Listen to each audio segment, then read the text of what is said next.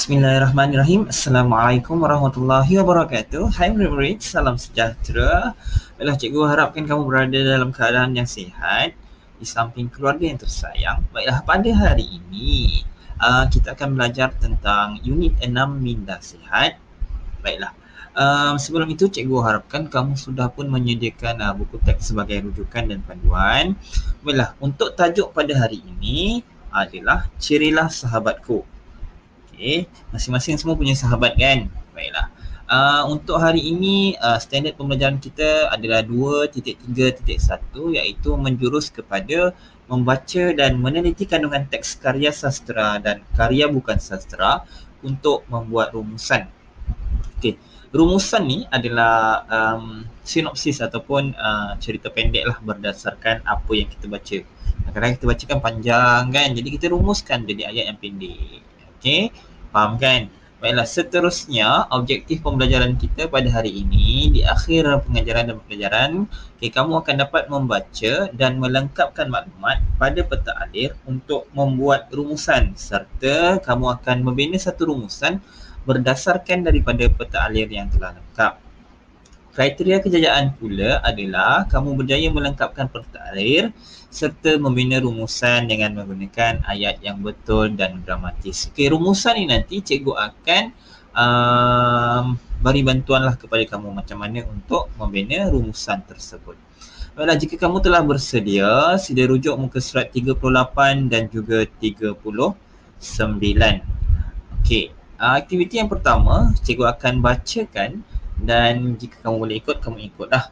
Okey, cikgu akan baca dan cuba kamu fahamkan apakah situasi yang sedang berlaku dan apakah isi ataupun maklumat yang dapat kamu lihat di dalam teks yang akan kita baca sama-sama. Baiklah, jika sudah kamu bersedia, boleh rujuk muka surat 38.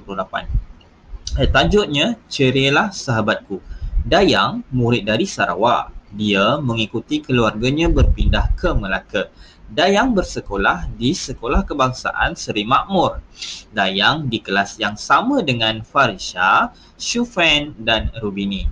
Semenjak berpindah ke Melaka, Dayang tidak banyak bercakap. Dia lebih suka menyendiri walaupun sudah 2 bulan dia di sekolah baharu. Pada suatu hari, Farisha melihat Dayang termenung di bawah sebatang pokok di sekolahnya. Dia bersendirian. Selamat pagi Dayang, bolehkah saya duduk di sebelah kamu? Tanya Farisha. Dayang mengangguk.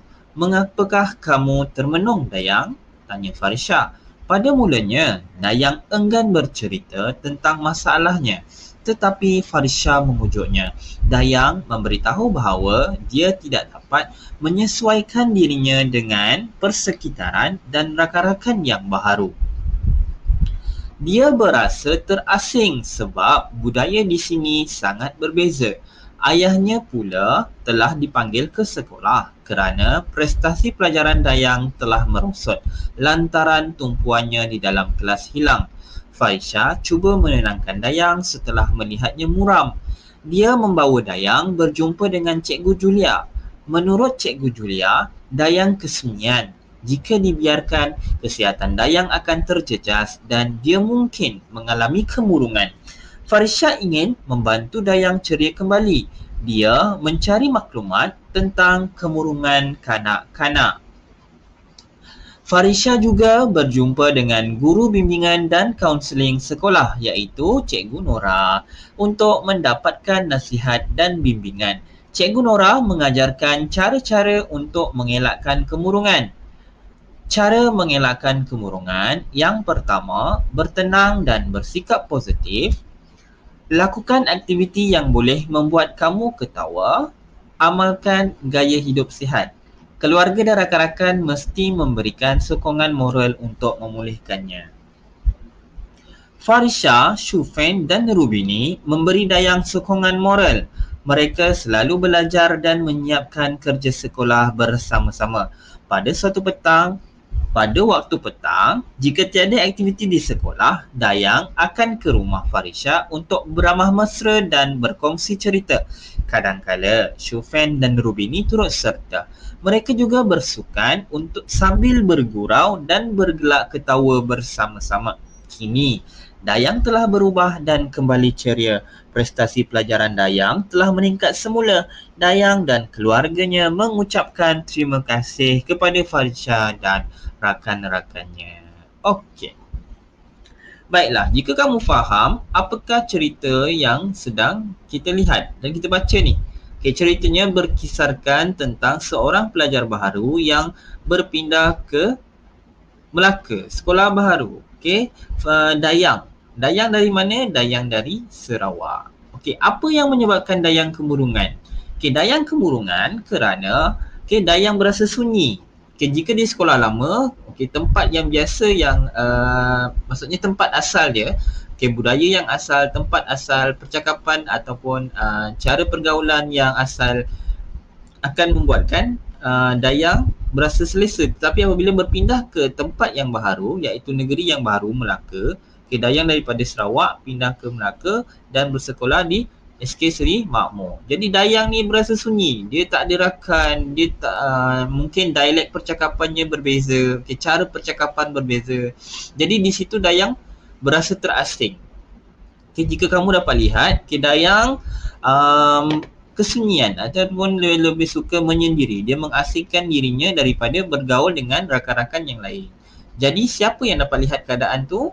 Farisha. Farisha seringkali menampak ataupun ternampak, Farisha seringkali ternampak Dayang termenung dan menyendiri. Jadi suatu hari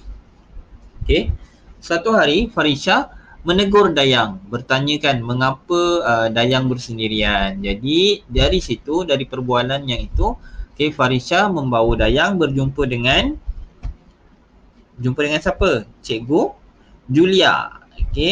Jadi bila setelah berjumpa dengan Cikgu Julia, Cikgu Julia menyatakan bahawa Dayang kesunyian kerana tiada rakan, tiada sahabat, tiada orang yang nak bercakap dengan dia.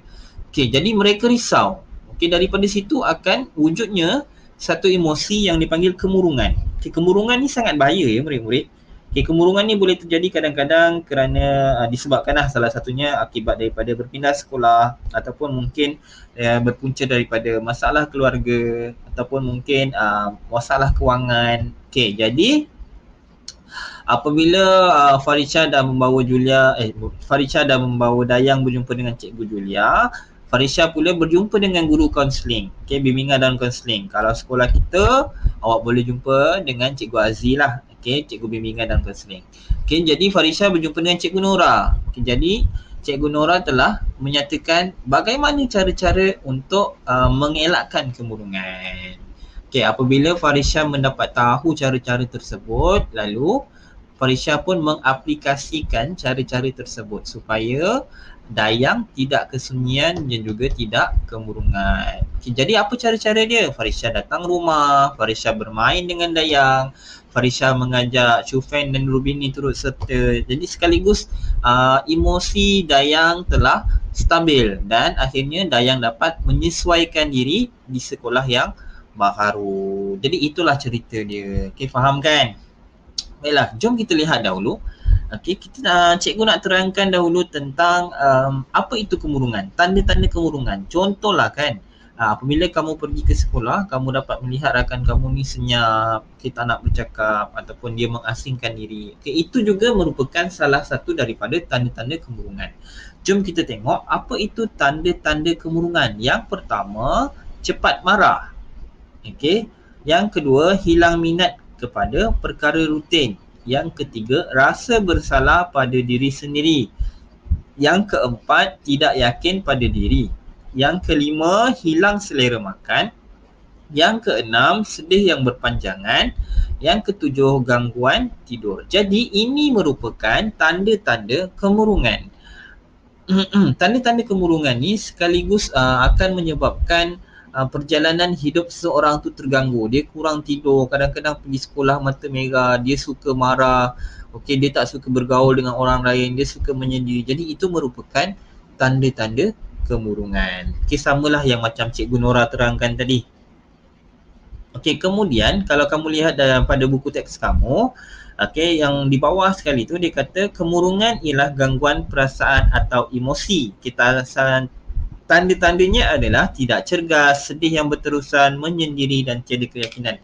Jadi kat sini, kalaulah kata kamu nampak rakan-rakan kamu kemurungan, tugas kamu sebagai, tanggungjawab kamu sebagai seorang rakan adalah bertegur sapa dengan dia, bertanya kenapa, kemudian berkongsi masalah dengan dia. Jadi apa cara-cara untuk mengatasi masalah kemurungan ni? Jom kita tengok. Yang pertama, bercakap dengan seseorang yang anda percayai. Contoh, kalaulah kata kamu mengalami kemurungan, kamu boleh meluahkan perasaan dengan rakan baik kamu. Jangan cakap seorang-seorang. Tak boleh cakap seorang-seorang. Nanti orang ingat awak dah gila pula. Jangan cakap seorang-seorang, cari orang. Jangan cakap dengan dinding, jangan cakap dengan kucing. Cari kawan, ataupun orang yang anda percaya untuk meluahkan perasaan. Mat, aku ada masalah ni, Mat. Nanti kawan awak tanya, apa masalahnya? Aduh, duit aku hilang.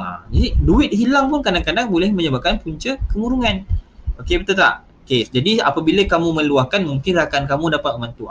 Kau pakailah duit aku dulu ni, aku ada RM10 ni. Contoh macam tu. Jadi, dekat situ, selesai masalah. Contohlah kalau kata dekat sekolah ni kamu tak ada rakan baik, kamu boleh berjumpa dengan guru. Cikgu, saya ada masalah dekat rumah, cikgu. Contoh, ceritakanlah apa masalah dekat rumah tu. Betul tak? Jadi sedikit sebanyak guru tersebut boleh memberi bantuan ataupun boleh memberi kata-kata perangsang. Seterusnya, dapatkan bantuan profesional. Mulakan dengan anggota berdekatan dengan anda. Contohlah rumah kamu dimasuki mencuri. Jadi kamu nak jumpa dengan siapa? Bomoh. Jangan jumpa bomoh, tahyul semua tu. Jumpa dengan polis. Kalau kamu sakit, kena COVID-19, nak jumpa dengan siapa? Jumpa doktor. Jangan pergi jumpa bomoh. Kan nanti bomoh kata, awak ni dah kena guna-guna. Awak pula percaya pula benda tu kan. Tak boleh, tahyul dek. Jangan menduakan Tuhan. Kemudian, elakkan pengambilan alkohol atau dadah. Yang keempat, amalkan cara hidup yang sihat. Maksudnya pergi bersukan, pergi main basikal, pergi main badminton, pergi main kejar-kejar, peluh keluar, emosi stabil, emosi gembira. Awak boleh bersuka dengan rakan-rakan, sekaligus dapat mengatasi masalah kemurungan. Baiklah, seterusnya teruskan dengan aktiviti yang anda suka lakukan semasa sihat. Awak suka buat apa? Awak suka menjahit, teruskan menjahit. Awak suka main game, main game lah, tapi kena bagi-bagilah masa. Mana nak main game, mana nak main basikal, mana nak menjahit, mana nak ngemas rumah, mana nak tolong mak, mana nak tolong ayah. Jadi kena ada jadual dalam hidup ni. Baiklah, seterusnya.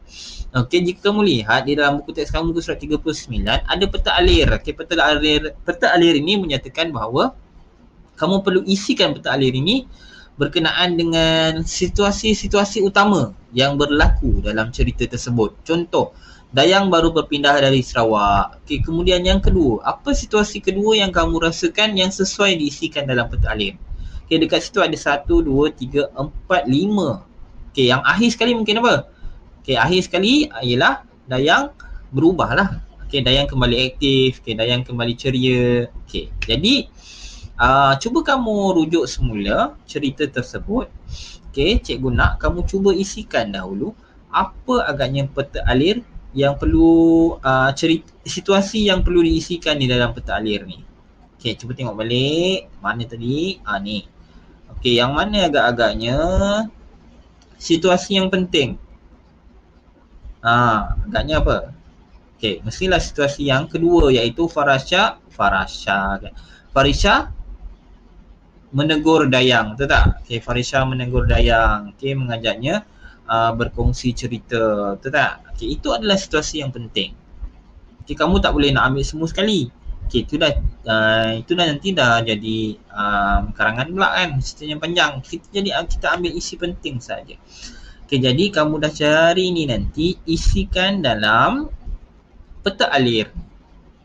Macam ni jadi dia. Wow, dah dapat dah. Cikgu mana pula datang ni? Inilah peta alirnya. Dayang baru berpindah dari Sarawak.